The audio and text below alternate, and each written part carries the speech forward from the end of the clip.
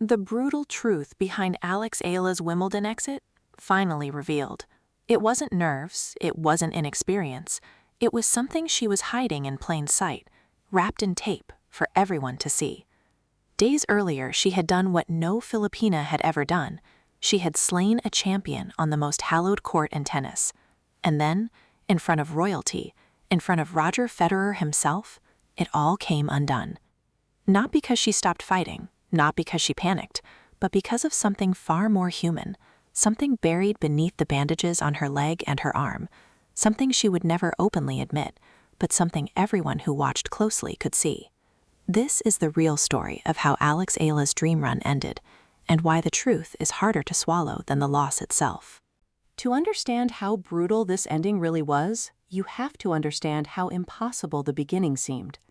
Alex Eala walked into Wimbledon 2026 as the 29th seed, a name known to hardcore tennis fans, but hardly a headline.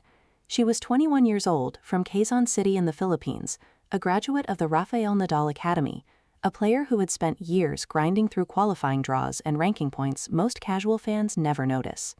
Nobody outside the tennis world was watching her. Not yet. Then the run began. Round 1, a clean, dominant win over Renata Zarazwala, 6-1, 6-2. It looked routine, almost forgettable, but routine wasn't the story yet. The story was just getting started. Round 2 brought Maya Joint, an opponent who had beaten Eala in the Eastbourne final only a year before. This time, Eala cawed back after dropping the first set, closing it out 3-6, 6-2, 6-love. It was revenge, yes, but it was also something else, proof that she could dig when it mattered, that she wasn't just playing well, she was growing. And then came the moment that changed everything. Round 3, center court. The defending Wimbledon champion, Iga Świątek, standing across the net. On paper, it should have been a coronation for Świątek, a routine step toward defending her title. Instead, Eala delivered a performance so composed, so nerveless, that even Świątek's own fans couldn't be angry about the result. She won a brutally tight first set, 7-6 in a tiebreak that stretched to 9 points, then simply took over in the second, breaking the champion's serve 5 times on her way to a 6-2 finish. The moment she closed it out, something broke loose, not just on the scoreboard, but emotionally. Eala's post-match on-court interview became an instant sensation. Barely composed, she spoke about the Williams sisters, about Świątek's greatness, about how reaching the 4th round might look small compared to legends with dozens of Grand Slam titles. And then she said something that stopped the internet in its tracks, that being emotional didn't mean she was satisfied. Fans wept watching it. "Why am I crying over her speech like I'm Filipino?" one viewer wrote, a sentence that would be quoted for days. She spoke of her country, about all the little girls with ruffled socks and chubby cheeks who were now watching a Filipina do the unthinkable. For the first time in the Open era, a Filipina tennis player had reached the second week of a Grand Slam. History had already been made. But history, as it so often does in sport, was about to demand a price. Because 2 days later, on center court once again, Eala would walk out to face Jasmine Paolini, and something about the way she walked out would tell a story of its own, long before the first point was even played. Here is where the real story begins. Not with a scandal, not with controversy, but with something quieter and, in some ways, far more unsettling. When Alex Eala stepped onto center court to face Jasmine Paolini in the round of 16, observers immediately noticed something different about her. Heavy strapping wrapped around her right thigh. Fresh tape circled her left forearm. It hadn't been there, at least not in the same way, during her win over Świątek just 2 days earlier. She had called the thigh taping a preventative measure when reporters asked about it earlier in the tournament, a phrase designed to reassure, to close the conversation before it opened. But tennis insiders know that players don't tape themselves for no reason, and they certainly don't add new strapping to a second body part in the middle of the biggest tournament of their careers unless something is bothering them enough to risk it being seen. Former Wimbledon champion Marion Barcoli, watching from the commentary box, said what many were quietly thinking. She stated her belief that Eala was carrying some kind of injury in both the leg and the forearm, adding that players simply don't come out that heavily taped unless they're carrying something. It wasn't an accusation, it was an observation rooted in experience, the kind of thing a former champion recognizes because she's lived it herself. And on the other side of the net stood a very different kind of opponent than Świątek. Jasmine Paolini wasn't a household name attached to dominance the way the Polish former champion was, but she was something arguably more dangerous for a young player carrying pain. A 2-time Grand Slam finalist, a former Wimbledon runner-up from 2024, a 30-year-old with the tactical patience and physical resilience of someone who had already survived the exact kind of pressure Eala was walking into for the first time. Paolini had arrived at this tournament with her own difficult season behind her, a 12-7 record, no second-week slam appearance since the previous year's French Open. She had needed a set-1 disaster escape against Robin Montgomery just to survive her opener, but she had steadily found her rhythm, sweeping past Victoria Golubic and Maria Sakkari to set up this exact collision course. The two players had only ever met once before, back in February at the Dubai Tennis Championships, where Eala had won in straight sets on a hard court. This would be their first meeting on grass, a surface Paolini herself would later admit she has a complicated relationship with. Grass is a weird surface, she would say afterward. Sometimes you love it, sometimes you can hate it. On this day, in this match, she would come to love it. The pieces were set, a wounded but dangerous underdog riding the emotional high of her life against a battle-tested finalist with something to prove. Nobody knew yet just how physical and how psychologically brutal the next 2 hours and 22 minutes would become, but the signs were already there, wrapped tightly around Eala's leg and arm, for anyone paying close enough attention. What followed wasn't a rout. It wasn't a mismatch. It was, in the words of Paolini herself, a roller coaster. The kind of match where momentum refuses to sit still, where every game feels like it's building towards something bigger than the last. Paolini took the first set, 6-4, using the calm confidence of a former finalist who has already learned how to survive nerves on this exact court.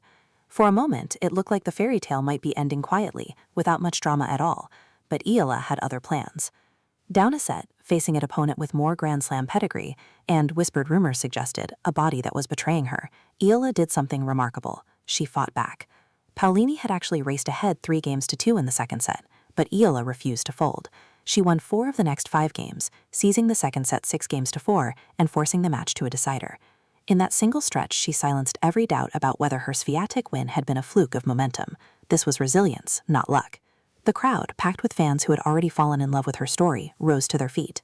And watching from the royal box, a genuine tennis legend sat taking it all in.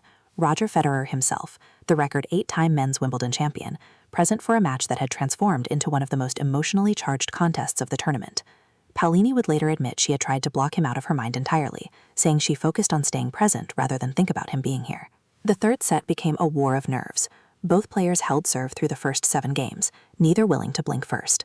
Every point felt weighted with everything each of them had already been through to reach this stage. Eala's history-making run, Paolini's own difficult road back to relevance after a stretch of quiet, disappointing results. For a moment, it felt like anyone's match. It felt like the kind of contest that could go either way, decided by nothing more than one small mistake or one moment of brilliance. And then, in the 8th game of that final set, the truth of the entire match started to surface. Not a controversy, not a bad call, just the slow, creeping arrival of fatigue, pressure, and perhaps pain, all converging on a single service game that would define everything that came after. What happened next would become the moment endlessly replayed, endlessly dissected, the moment that revealed in painfully human detail exactly why this run was always going to end somewhere. The only question left was how. This is the part of the story nobody wants to talk about, because it isn't clean. It isn't villain versus hero. It's simply the truth. And the truth, in this case, is brutal. Serving at 3 games apiece in the deciding set, Eala faced a second deuce, and in that exact moment, the pressure of the last 2 weeks seemed to catch up with her all at once. A double fault, then a backhand error. 2 mistakes in succession, at the worst possible moment, handed Paolini the break she needed to surge ahead 5-3. It wasn't a single dramatic collapse. It was 2 small cracks, appearing exactly when the match demanded perfection instead. Eala tried to answer. She won the next 2 points in the following game, clawing for a response, refusing to accept that this was how her story would end. But the comeback bid unraveled almost as quickly as it began.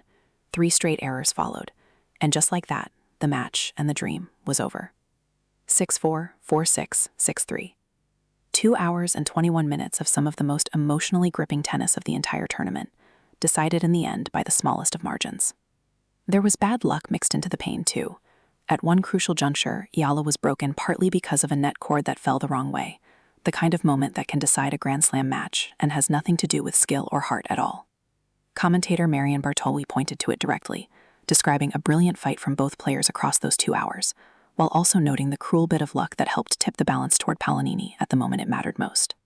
Statistically, the difference was measurable and real. Paolini's serve ran roughly 10 miles per hour faster on average than Eala's throughout the match. She landed 70% of her first serves. She won 56% of the longer rallies, the grinding 5 to 8 shot exchanges that wear down a tired body far more than they wear down a fresh one. She struck 38 winners to Eala's 25. Every one of those numbers point toward the same brutal conclusion. Not a mental collapse, not a tactical failure, but a body running on fumes against an opponent who still had gas in the tank. This is the truth beneath the taping, beneath the preventative measure comment, beneath the heavy strapping that raised eyebrows before a ball was even struck. Alex Eala didn't lose because she wasn't good enough. She lost because she was running on borrowed time and borrowed strength against a two-time major finalist who had exactly the experience and physical freshness required to capitalize the moment daylight appeared. And yet, when the moment came to explain herself, Alex Eala authored no excuses at all. That, in many ways, is the most telling detail of this entire story. In her press conference afterward, when asked directly what went wrong, she gave an answer that revealed more about her character than any injury tape ever could. She called it a very challenging match, credited Paolini for playing great, and said simply that she had given everything she could that day, that she was proud of what she had achieved. She refused to point to her body. She refused to point to the net cord. She refused, even when given every opportunity, to make her exit about anything other than tennis. When pressed further about whether Paolini had done anything unexpected, or whether there was anything she wished she'd done differently, Eala's response was almost philosophical. She acknowledged there were things she would have liked to do differently, but added that this is simply what tennis is, that every match unfolds its own way, and that's part of what makes the sport beautiful, even in defeat. On the other side of the net, Paolini offered her own quiet insight into what had shifted since their first meeting in Dubai, where she had lost in straight sets. This time, she said, she approached it with better energy, staying present in every single point, knowing full well how tough a battle it would be. It wasn't a boast. It was the honest reflection of a veteran who had learned, the hard way, exactly what it takes to close out matches like this one. The most human moment, though, came after the final point was played. Despite the heartbreak, despite watching her own historic run come to an end in the most physically demanding way possible, Eala walked to the net and embraced Paolini, a warm, genuine hug, not the obligatory handshake so common after brutal defeats. Commentator Annabelle Croft, watching live, called it exactly what sport should look like: two competitors who had gone to war with each other, walking away with humility and warmth intact. That single embrace tells you everything about why this loss, however brutal in its details, was never really a tragedy. It was simply the truth of high-level sport. Bodies pushed to their absolute limits, decided by the smallest of margins, met afterward with grace instead of bitterness. Eala didn't need to hide from the truth of what happened to her. She simply chose not to use it as an excuse. The brutal truth, then, isn't really about a taped leg or a taped arm. It's about what it costs to chase history at the highest level of a brutal, unforgiving sport, and what it says about a 21-year-old that even in the middle of that cost, she never once used it as a shield. So here's the question worth sitting with. If Alex Eala can push a wounded body this far, playing through what experts believe was real physical pain, all the way to a maiden Grand Slam fourth round, what does a fully healthy version of her look like at the next major?